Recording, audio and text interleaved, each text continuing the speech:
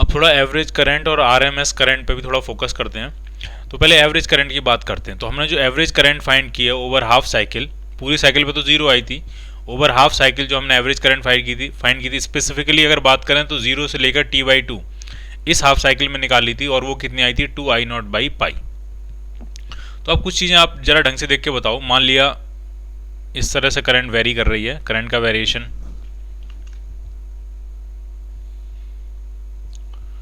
ये मान लिया करंट वेरी कर रही है इस तरह से करंट वेरी कर रही है।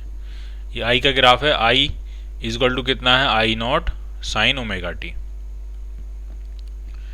तो जब हमने जब हमने पूरे साइकिल में एवरेज निकाला, जीरो से लेकर टी में निकाला, तो वो जीरो आया, एवरेज करंट जीरो आई, आनी भी चाहिए थी। जितने आधे टाइम के लिए करंट पॉजिटिव है, अगले आधे टाइम के लिए करंट नेगेटिव है, तो नेट एवरेज करंट कितनी हो जाएगी, जीरो। ठीक, फिर हमने हाफ साइकिल के लिए निकाला, जीरो से लेकर t/2 के लिए निकाली एवरेज करंट, और वो कितनी आई 2I0/पाई। अब मैं आपसे ये पूछ रहा हूँ, अगर हम जीरो से लेकर t/4 के लिए एवरेज करंट निकालते तो कितनी आती, जीरो से लेकर t/4 में एवरेज करंट कितनी आती। तो जीरो से लेकर t/4 में भी एवरेज करंट इतनी ही आती है 2I0/पाई। क्योंकि जितना जैसा करंट का वेरिएशन जीरो से t/4 में है, एग्जैक्टली वैसा ही करंट का वेरिएशन t/4 से t/2 में सिमेट्रिक है। t/4 के अबाउट करंट का वेरिएशन सिमेट्रिक है। तो जैसा करंट का वेरिएशन जीरो से लेकर t/4 में है, वैसा ही करंट का वेरिएशन t/4 से लेकर t/2 में है। तो अगर जीरो से t/2 में एवरेज करंट 2I0/पाई आ रही है, तो जीरो से average current in the time interval 0 to t/4 ये भी कितनी आनी चाहिए 2I0/पाई। या फिर average current in the time interval t/4 to t/2 ये भी कितनी आनी चाहिए आपकी 2I0/पाई। आप चाहो तो हम एक चेक करके देख सकते हैं। ठीक है, तो जरा चेक कर लेते हैं। जीरो से लेकर t/4 में हम एवरेज करंट निकालते हैं, देखते हैं कितनी आई है। एवरेज करंट का फॉर्मूला क्या होता है, किसी भी वेरिएबल क्वांटिटी का एवरेज इंटीग्रेशन I/dt, और जो भी टाइम इंटरवल है जीरो से t/4 उसी टाइम इंटरवल से क्या कर देना है, डिवाइड कर देना है। जरा थोड़ा सा सॉल्व कर लेते हैं। आई की जगह क्या पुट करेंगे, I0 साइन ओमेगा टी, तो I0 बाहर आ गया, ये t/4 कितना हो गया, t/4 हुआ आपका π/2 omega, integration sine omega T, limits zero से t/4 यानी जीरो से π/2 omega into D T. Integrate करते हैं इसको, 2 ओमेगा I0/पाई तो इंटीग्रेशन के बाहर है। साइन का इंटीग्रेशन जो होता है वो होता है minus cos omega T divided by omega, limits zero से π/2 ओमेगा। ओमेगा से ये ओमेगा कैंसिल आउट हो गया, तो ये आ गया आपका 2I0/पाई, माइनस बाहर लिख लेते हैं, अंदर लिमिट्स पुट करते हैं। तो पहले फाइनल लिमिट पुट करेंगे, तो ये आ गया cos π/2, minus initial limit put करेंगे, तो ये आ गया cos 0। अब cos π/2 खुद में क्या होता है 0, और cos 0 होता है 1, तो अंदर बनेगा -1, और ये माइनस इस माइनस से कैंसिल आउट हो जाएगा, तो कितना आ गया 2I0/पाई, और ये भी वही वैल्यू आ गई। ठीक, तो आपको थोड़ा सिमेट्री का ऑर्डर जो है वो समझना है कि अगर 0 से लेकर t/2 में एवरेज वैल्यू 2I0/पाई है, तो 0 से लेकर t/4 में वैल्यू भी वही आएगी 2I0/पाई, t/4 से t/2 में भी वैल्यू वही आएगी 2I0/पाई। ठीक, तो अगर कहीं इन इंटरवल्स की बात होगी तो हम एवरेज करंट ये यूज़ कर सकते हैं। अब इसका यूज़ क्या होगा, इसका यूज़ समझो। जो एवरेज करंट होती है वो होती है total charge upon total time. ठीक, तो अगर किसी क्वेश्चन में टोटल चार्ज कितना फ्लो करेगा वो पूछ लिया, तो सिंपली आप क्या करोगे, एवरेज करंट में किससे मल्टीप्लाई कर दोगे, उस टाइम इंटरवल से, प्रोवाइडेड वो जो टाइम इंटरवल होना चाहिए वो या तो t/2 हो या फिर क्या हो t/4 हो। t/2 में भी चल जाएगी एवरेज करंट 2I0/पाई, और t/4 में भी चल जाएगी। लेकिन अगर इससे छोटा टाइम इंटरवल होगा t/8, ढंग से देखना, अगर टाइम इंटरवल हुआ 0 से लेकर t/8, तो अब हम ये नहीं कह सकते कि जो 0 से लेकर t/8 में एवरेज करंट होगी वही t/8 से t/4 में होगी, वो नहीं हो पाएगा। तो अब आप ये फॉर्मूला यूज नहीं कर पाओगे। अब आप क्या करोगे, तो अब आप इस तरह से करोगे, इंस्टेंटेनियस करंट जो होगी, एवरेज करंट नहीं, अब इंस्टेंटेनियस करंट के साथ जाना पड़ेगा आपको, वो होगी dq/dt। तो dt को इधर ले आए तो I/dt क्या बन गया dq। अब दोनों तरफ इंटीग्रेट कर देंगे तो ये हो जाएगा टोटल चार्ज जो फ्लो करेगा और इधर इंटीग्रेशन आई डी टी। अब इसमें आप वो वैल्यू पुट कर लो 0 से लेकर t/8 और इंटीग्रेट कर लो तो आपको उस टाइम इंटरवल में कितना चार्ज फ्लो होगा वो मिल जाएगा। Average total charge flown is equal to average current into time interval. ये सिर्फ तभी यूज कर सकते हो जब टाइम इंटरवल आपका क्या हो, या तो आपका 0 से लेकर t/2 तक का हो, या फिर 0 से लेकर t/4 तक का हो, या फिर t/4 से लेकर t/2 तक का हो। सिर्फ इन 3 टाइम इंटरवल में आप ये एवरेज करंट की डेफिनेशन यूज कर सकते हो। अब एवरेज करंट पे बेस्ड एक एग्जांपल करते हैं तब आपको थोड़ा और समझ में आएगा। मान लिया एक वायर था, एक रेजिस्टेंस था, उससे पास होने वाली करंट का एक्सप्रेशन आपको दिया था I is equal to 10 sin 100 pi t. ये करंट का एग्जांपल है, ठीक, करंट का एक्सप्रेशन है बेसिकली। ये मैक्सिमम करंट है 10 एम्पियर और ये है ओमेगा। ओमेगा कितना है 100 पाई। ओमेगा जो दिया वो दिया 100 पाई। इसका मतलब जो फ्रीक्वेंसी होगी वो आपकी होगी 50 हर्ट्ज। इसका मतलब जो टाइम पीरियड होगा वो आपका होगा 0.02 सेकेंड्स। ये वही सप्लाई है जो नॉर्मली हमारे घरों में आती है, 50 हर्ट्ज की सप्लाई है ये, ठीक। अभी कह रहे हैं इस करंट के फ्लो होने की वजह से इस रेजिस्टेंस में से t इज इक्वल टू 0 से लेकर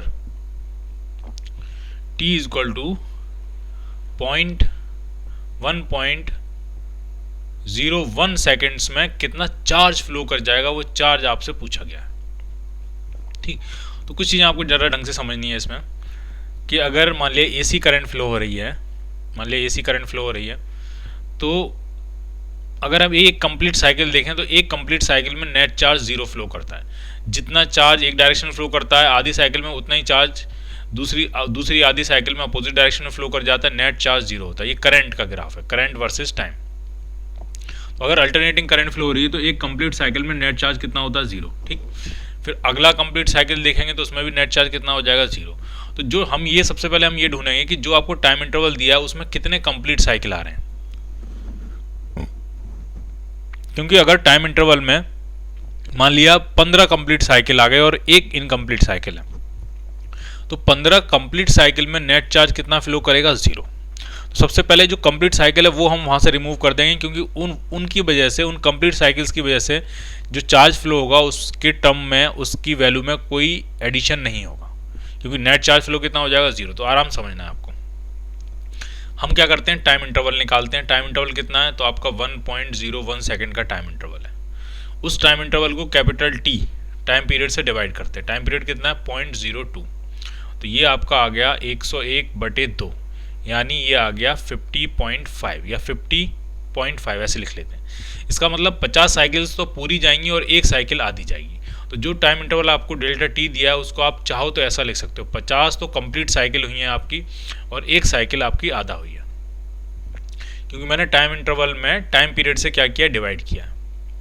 अगर इसका आंसर आ जाता 5, उसका मतलब 5 कंप्लीट साइकिल होती हैं और हम देखते ही सीधे आंसर लिख देते delta q is equal to 0, क्योंकि कंप्लीट साइकिल अगर है तो नेट चार्ज फ्लो कितना होगा 0। अगर इसका आंसर आ जाता 20 तो इसका मतलब 20 कंप्लीट साइकिल होती तो कंप्लीट साइकिल में नेट चार्ज फ्लो कितना होता 0। अगर इसका आंसर 50 भी आ जाता तो भी नेट चार्ज 0 हो जाता, लेकिन 50.5 आया तो इन 50 जो 50 कंप्लीट साइकिल हुई हैं उसमें तो नेट चार्ज 0 फ्लो करेगा, और जो आधी साइकिल बची है t/2 की, इसमें चार्ज जो होगा इसमें फ्लो करेगा। तो यानी अब आपका जो फोकस है मेन, जो आपका चार्ज फ्लो करेगा वो basically t is equal to 0 से लेकर t is equal to t/2 इस टाइम इंटरवल में फ्लो करेगा। बाकी जो 50t का टाइम है वो उसमें नेट चार्ज कितना हो जाएगा 0। क्लियर, ये आ रहा है आपको समझ में, ठीक है। अब जरा समझो आप, अगर आधी साइकिल है 0 से लेकर t/2 की साइकिल है तो इसमें पूछा है चार्ज कितना फ्लो करेगा। तो आधी साइकिल की एवरेज करंट आपको पता होता है कितना, एवरेज करंट जो भी होता है वो होता है चार्ज अपॉन टोटल टाइम। आधी साइकिल के लिए, हाफ साइकिल के लिए एवरेज करंट कितना होता है 2I0/पाई इज इक्वल टू चार्ज कितना फ्लो करेगा वही आपसे पूछा गया, और टाइम इंटरवल t/2 मतलब पाई/ओमेगा। तो यहाँ से जो चार्ज फ्लो की वैल्यू आ गई वो आपकी आ गई 2I0/ओमेगा, इतना चार्ज फ्लो कर जाएगा। और ये समझ में आ रहा है आपको कि एवरेज करंट की डेफिनेशन हम यहाँ क्यों यूज़ कर पाए हैं, इसलिए कर पाए हैं क्योंकि जो टाइम इंटरवल है आपका वो t/2 है और एवरेज करंट कब कब यूज़ कर सकते हैं, जब टाइम इंटरवल 0 से t/2 हो या 0 से t/4 हो, तब भी हम एवरेज करंट की डेफिनेशन यूज़ कर सकते हैं, या फिर t/4 से t/2 हो तब हम एवरेज करंट की डेफिनेशन यूज़ कर सकते हैं। इन टाइम इंटरवल से अगर छोटा टाइम इंटरवल हो जाएगा फिर हम एवरेज करंट की डेफिनेशन यूज़ नहीं कर पाएंगे, फिर हमें क्या करना पड़ेगा, इंटीग्रेशन करना पड़ेगा। यानी इसी क्वेश्चन में अगर आपसे ये कहा जाता कि t = 0 से लेकर t = 1.005 सेकेंड्स में कितना चार्ज फ्लो करेगा वो आप निकालो। तो इस टाइम इंटरवल डेल्टा टी को, जो कि 1.005 सेकेंड का है, उसको आप ऐसे लिख सकते थे 1 + 0.005। ये क्या है, ये है 50 पूरे साइकिल प्लस इस साइकिल को अगर आप देखोगे, टाइम इंटरवल को देखोगे तो ये 1/4 साइकिल है। तो जो भी चार्ज फ्लो करेगा 1/4 साइकिल में फ्लो करेगा। यानी अब आपको जो चार्ज निकालना है डेल्टा क्यू, ये किस टाइम इंटरवल में है, t = 0 से लेकर t = t/4 टाइम इंटरवल में। और t/4 के लिए भी आपको एवरेज की वैल्यू पता होती है, t/2 के लिए एवरेज वैल्यू पता होती है, तो t/4 के लिए भी एवरेज वैल्यू पता होती है। तो आप एवरेज वैल्यू का कंसेप्ट यहाँ यूज कर सकते हो कि average current = total charge upon total time. Total time कितना पुट करोगे आप, t/4, फिर मल्टीप्लाई करके आपको टोटल चार्ज मिल जाएगा डेल्टा क्यू। ठीक, अगर इसी तरह इसी जगह ये क्वेश्चन होता, सेम क्वेश्चन, टाइम इंटरवल बदल रहे हैं बस, t = 0 से लेकर t = 1.0025, अगर ये होता तो ये जो टाइम इंटरवल है आपका कितना है, 1.0025 है। अगर इसको हम कैपिटल T से डिवाइड करें, 0.02 से डिवाइड करें तो पॉइंट हट जाएगा और ये 200 आ जाएगा। अब जरा डिवाइड करते हैं इसको आराम से, या 200 नहीं भी लिखो, सिर्फ 2 ही लिखो, तो ये आ जाएगा 100.25 डिवाइडेड बाई 2, तो ये आपका हो गया 50.125। अगर गौर से देखोगे तो ये जो टाइम इंटरवल है ये 50 तो पूरे साइकिल हैं प्लस एक t/8 है, 0.125 जो होता है वो t/8 होता है। तो इन 50 पूरे साइकिल में नेट चार्ज कितना फ्लो करेगा, डेल्टा क्यू 0, यानी जो भी नेट चार्ज में कंट्रीब्यूशन आएगा इस t/8 में आएगा। और t/8 के लिए आप एवरेज की वैल्यू, एवरेज करंट को यूज नहीं कर सकते। तो t/8 में, यानी अब आपका मेन टारगेट है t = 0 से लेकर t = t/8 में कितना चार्ज फ्लो करेगा वो निकालना। तो कैसे, करंट = होता है dq/dt,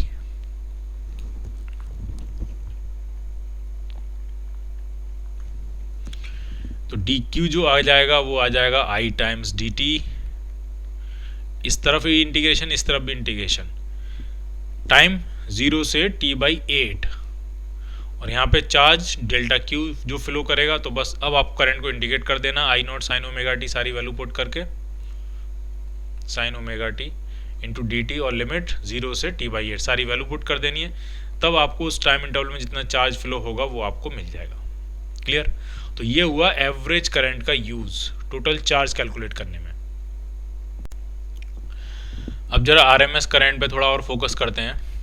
हमने जो आरएमएस करंट निकाली IRMS, तो हमने पहले किया, सबसे पहले हमने किया I का स्क्वायर, जो भी करंट होती है, मान लिया I = मान लिया कोई करंट, मान लिया हमने I0 sin ωt। सबसे पहले हमने किया उसका स्क्वायर, फिर हमने एवरेज निकाला। तो एवरेज निकाला कैसे, इंटीग्रेशन I² dt अपॉन जो भी टाइम इंटरवल 0 से t, हमने पूरा टाइम इंटरवल ले लिया था 0 से t, तो ये आ गया एवरेज, IMS करंट कह सकते हो आप इसको, स्क्वायर फिर एवरेज मीन, और उसके बाद उस पूरे पे हमने क्या चढ़ा दिया, √। ठीक, तो ये बन गई IRMS। अब मुझे ये देखना है कि जो IRMS करंट है उसमें एवरेज 0 से t तक लिया, पूरे टाइम इंटरवल में लिया। अगर हम आधे टाइम इंटरवल में लेते तो भी क्या यही RMS वैल्यू आती, कितनी आती है RMS वैल्यू, कितनी आई थी, तो आई थी I0/√2। ठीक, तो जरा ग्राफ देख के समझने की कोशिश करते हैं, वरना मैथमेटिक्स से भी समझ सकते हैं।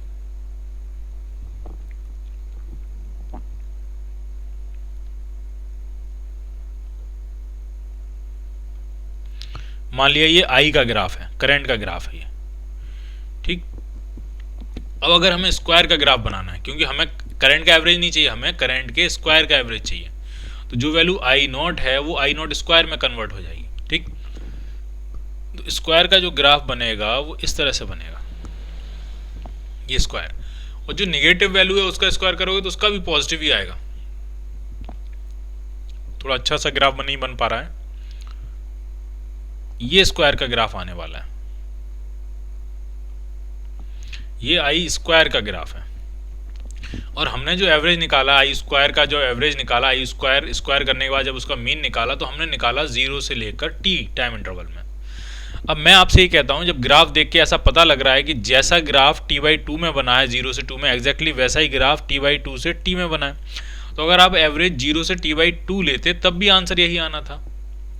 और इवन और थोड़ा छोटा करते हैं, अगर हम 0 से t/4 की बात करें तो जैसा ग्राफ 0 से t/4 में है वैसा ही सिमेट्रिक ग्राफ t/4 से t/2 में है, फिर वैसा ही ग्राफ t/4 से t/2 से 3t/4 में है, और वैसा ही ग्राफ 3t/4 से t में है। यानी चाहे आप इसको इंटीग्रेट करो 0 से t में करके आरएमएस निकाला होता, या 0 से t/2 में इंटीग्रेट करके आपने आरएमएस निकाला होता, या 0 से t/4 में इंटीग्रेट करके आपने आरएमएस निकाला होता, सब जगह से वैल्यू क्या आती सेम। एक हम चेक भी कर सकते हैं, तो जरा एक चेक कर लेते हैं एक वैल्यू। तो हम चेक करेंगे 0 से t/4 में सबसे छोटे इंटरवल में, देखते हैं क्या वही वैल्यू आएगी। तो आराम से देखना, आई स्क्वायर कितना होगा, तो वो हो जाएगा I naught square sine square omega T. अब हम इसको इंटीग्रेट करने जा रहे हैं 0 से एमएस वैल्यू निकालने जा रहे हैं, स्क्वायर और उसका मीन अंडर रूट बाद में लेंगे। तो ये आई नॉट स्क्वायर तो बाहर आ गया, अंदर बचेगा sign square omega T D T, limit 0 से t/4 अपॉन उसी से t/4 से क्या कर देंगे डिवाइड। तो ये आ गया 4 I naught square upon T, और साइन स्क्वायर को इंटीग्रेट डायरेक्ट नहीं करते हैं, उसको कॉस थीटा में कन्वर्ट करते हैं, पिछली बार भी किया था वैसे यहाँ पे भी करेंगे। तो ये बनेगा 1 plus cos 2 omega T upon 2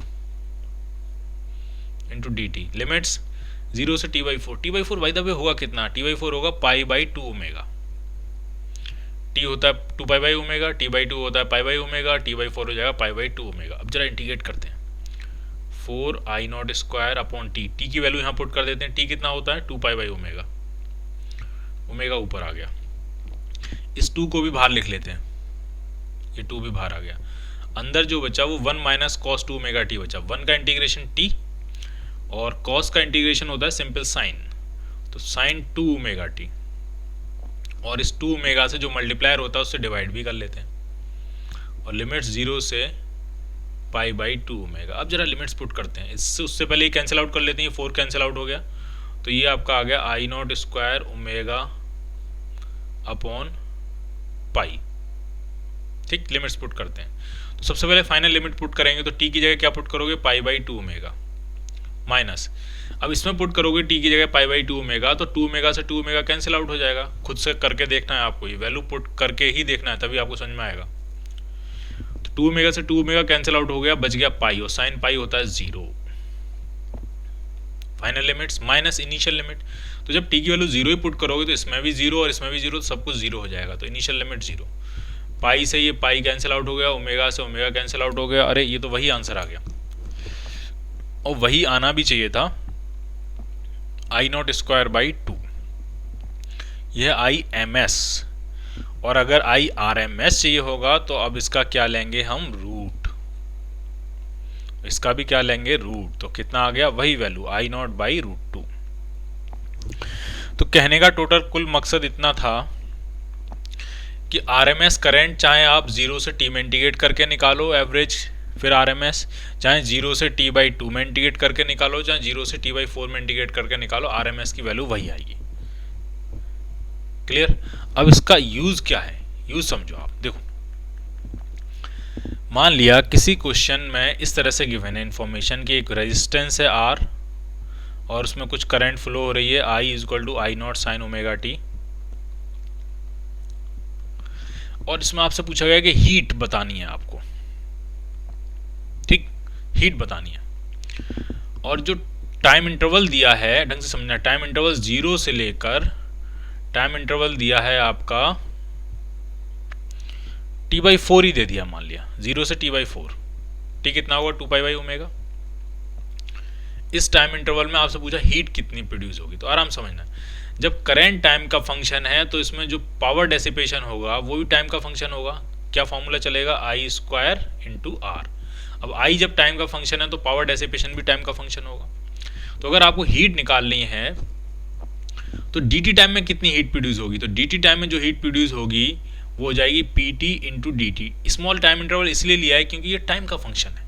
तो स्मॉल टाइम इंटरवल में इतनी हीट प्रोड्यूस होगी, तो टोटल हीट निकालने के लिए इसी को हम क्या कर देंगे, इंटीग्रेट, तो ये आ जाएगी टोटल हीट। और जो भी लिमिट्स होंगी जीरो से, जो भी आपकी क्वेश्चन में T/4 अगर है तो T/4 दिया है। ठीक, जरा सारी वैल्यू पुट करते हैं। पी क्या, आई स्क्वायर आर, तो आई क्या हो, ये आई स्क्वायर, तो आई स्क्वायर आर डी टी। तो आर को बाहर लिख लेते हैं, डी टी पहले लिख लेते हैं क्योंकि आर तो कांस्टेंट ही हुआ, और जो भी लिमिट है 0 से T/4। ठीक, ये टोटल हीट का प्रोडक्शन होगा। अब कर क्या रहे हैं, थोड़ा सा ट्रिक खेलते हैं इसमें। T/4 से डिवाइड और T/4 से मल्टीप्लाई कर लेते हैं। जो भी टाइम इंटरवल आपको दिया है डेल्टा टी, जो भी टाइम इंटरवल है T/4 ही है बेसिकली, वो डेल्टा टी लिख दिया मैंने यहाँ पे, T/4 ही है वो टाइम इंटरवल। तो उसी टाइम इंटरवल से डिवाइड कर लिया, उसी से मल्टीप्लाई कर लिया। अब जरा आप गौर से देख के बताओ ये क्या लिखा हुआ है। ये आई के स्क्वायर का एवरेज है, ये आई एम एस है, और इसको गौर से देखो, ये आई आर एम एस का स्क्वायर है। आई एम एस जो होता है वो होता है क्या है, वो आई आर एम एस का क्या होता है, स्क्वायर होता है। ठीक है, और ये perfect I R M S है क्योंकि टाइम इंटरवल 0 से T/4 है। और अभी हमने बात करी 0 से T/2, 0 से T, 0 से T/4 तक आई आर एम एस की वैल्यू वही रहती है जो हमने फाइंड की थी I0/√2। तो इसकी जगह हम सीधे लगा सकते हैं, सीधे लिख सकते हैं कि ये है आई आर एम एस का square into R into delta t. ये होगी आपका हीट का प्रोडक्शन। ठीक, अगर टाइम इंटरवल T/4 से और छोटा हो जाता तो अब आप ये आई आर एम एस की जो वैल्यू होती है I0/√2 फिर वो अप्लाई नहीं कर पाते, फिर तो आपको इंटीग्रेट ही करना पड़ता। अगर टाइम इंटरवल 0 से T/8 हो जाता तो फिर आप ये वैल्यू, फिर आप ये रिलेशनशिप यूज नहीं कर सकते हो। ठीक है, एक चीज़ तो ये समझ में आ रही है कि अगर टाइम, ढंग से समझना है, पहली चीज़ ये समझ में आ रही है कि अगर टाइम इंटरवल, जो भी टाइम इंटरवल आपको दिया है वो T/4 का इंटीग्रल मल्टीपल है। एक T/4 है, 2 T/4 है, 3 T/4 है, पूरा टाइम इंटरवल T है। ठीक है, अगर T/4 का इंटीग्रल मल्टीपल है तो हीट प्रोडक्शन के लिए हम सीधे ये फॉर्मूला यूज कर सकते हैं, आई आर एम एस का square into R into delta t. और दूसरी बात एक और समझ में आनी चाहिए आपको कि अगर टाइम इंटरवल जो दिया है वो टाइम पीरियड से बहुत बहुत बड़ा है, जैसे टाइम पीरियड मान लिया हुआ आपका 0.02 सेकेंड, और कहा कि 5 मिनट में बताओ हीट, तो 5 मिनट में इतनी ज़्यादा साइकिल्स निकल जाएंगी, तो एक आध साइकिल आगे पीछे अगर हो भी जाएगी तो उससे हीट प्रोडक्शन पे कोई अंतर नहीं पड़ेगा। तब भी आप ये फॉर्मूला डायरेक्ट यूज़ कर सकते हो, आई आर एम एस का square into R into delta t. Clear, ये दो बातें आपको एकदम साफ होनी चाहिए कि अगर टाइम इंटरवल T/4 का इंटीग्रल मल्टीपल है तो आप ये फॉर्मूला यूज़ कर सकते हो, या टाइम इंटरवल जो दिया है आपको जिसमें हीट प्रोडक्शन निकालना है वो टाइम पीरियड का फुल साइकिल से बहुत बहुत ज़्यादा है, तो आप ये फॉर्मूला यूज़ कर सकते हो।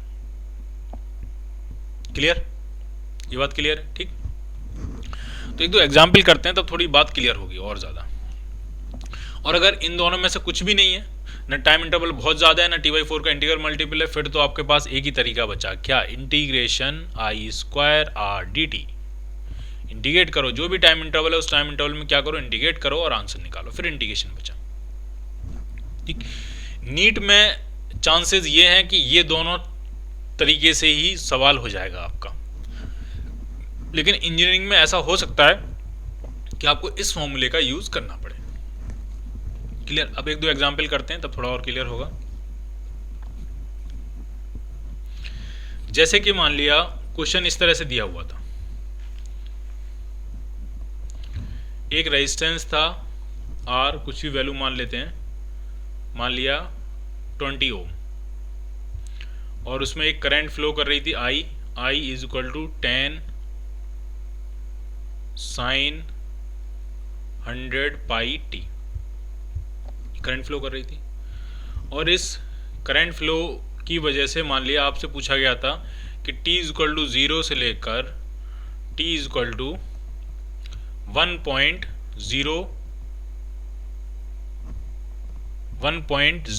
सेकेंड में कितनी हीट प्रोड्यूस होगी वो आपको निकालना है।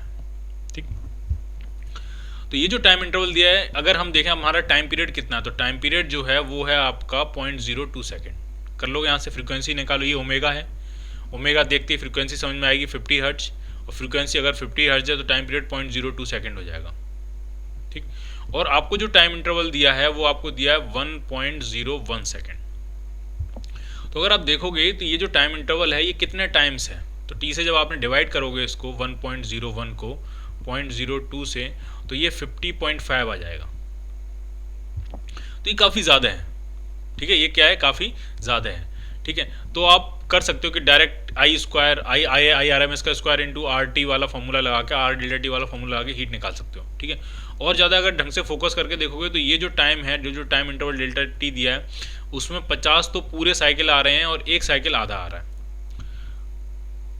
तो ये तो हमारी जो एक्सपेक्टेशन थी उसी के हिसाब से हमने क्या सोचा था कि अगर टी बाई जो भी टाइम इंटरवल है आपका वो t/4 का इंटीग्रल मल्टीपल होता है, तो हम आई आर एम एस का square into are delta T वाला फॉर्मूला यूज़ कर लेते हैं। तो इसको गौर से देखो, ये t/4 का इंटीग्रल मल्टीपल ही है।